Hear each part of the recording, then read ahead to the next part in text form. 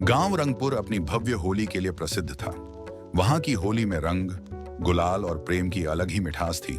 लेकिन इस त्योहार से जुड़ी एक रहस्यमयी प्रेम कहानी भी थी, जिसे लोग सिर्फ एक किस्सा मानते थे। परंतु अर्जुन के लिए यह सिर्फ कहानी नहीं, उसकी अपनी सच्चाई थी। अर्जुन शहर में पढ़ने के बाद गांव लौटा था। इस बार वह कई सालों बाद होली मनाने आया था। बचपन की यादें ताजा थीं, खेल, दोस्त, रंगों का उल्लास। लेकिन जब वह गांव की पुरानी हवेली के पास से गुजरा तो अजीब सी ठंडक महसूस हुई। हवेली अब वीरान थी, पर कभी यह गांव की सबसे सुंदर लड़की चंद्रिका का घर हुआ करता था।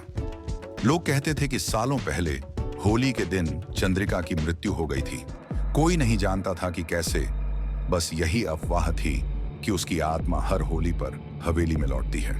अर्जुन इन कहानियों पर विश्वास नहीं करता था, लेकिन जब उसने हवेली की ओर देखा तो लगा कोई उसे पुकार रहा है। उस रात अर्जुन को हल्की नींद आई। अचानक उसे लगा कि कोई उसके कमरे में आया है। वह जागा तो देखा, सामने सफेद लहंगे में एक सुंदर लड़की खड़ी थी। उसकी आंखें चंद्रमा जैसी चमक रही थीं और उसकी मुस्कान में कोई अजीब सी कशिश थी। अर्जुन, वह मधुर स्वर में बोली, तुम मुझे देख सकते हो। अर्जुन का गला सूख गया। तुम कौन हो? लड़की मुस्कुराई, मैं चंद्रिका हूं। अर्जुन का दिल जोर से धड़कने लगा। पर तुम तो... हाँ, मैं मर चुकी हूं, चंद्रिका ने धीरे से कहा। लेकिन हर होली मैं लौटती हूं, अपने अधूरे प्रेम को महसूस करने। अर्जुन की सांसें तेज हो गईं। कैसा प्रेम? चंद्रिका ने उसकी ओर देखा। उसकी आंखों में असीम प्रेम झलक रहा था। मुझे भी नहीं पता था कि मैं कभी प्रेम करूंगी, जब तक कि मैं तुम्हें पहली बार नहीं देखी थी। तुम जब छोटे थे तब मैं तुम्हें चुपचाप देखा करती थी। मैं तुमसे अपने दिल की बात कह नहीं पाई, और फिर वह हादसा। अर्जुन ने महसूस किया कि उसकी आंखें छलक रही थीं। कैसा हादसा?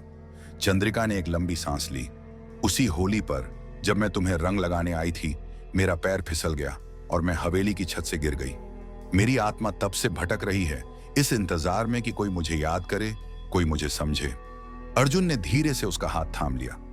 अजीब था कि वह उसे महसूस कर सकता था, नरम, ठंडा, लेकिन सजीव। इस बार क्या तुम मेरे साथ होली खेलोगे अर्जुन? चंद्रिका की आवाज में उम्मीद थी। अर्जुन ने धीरे से सिर हिलाया, हाँ। अगली सुबह जब गांव में होली की धूम मची, अर्जुन हवेली के आंगन में अकेला खड़ा था। किसी को दिखे बिना चंद्रिका ने गुलाल उठाया और अर्जुन के चेहरे पर लगा दिया। अर्जुन ने भी मुट्ठी भर गुलाल उठाया और हवा में उछाल दिया।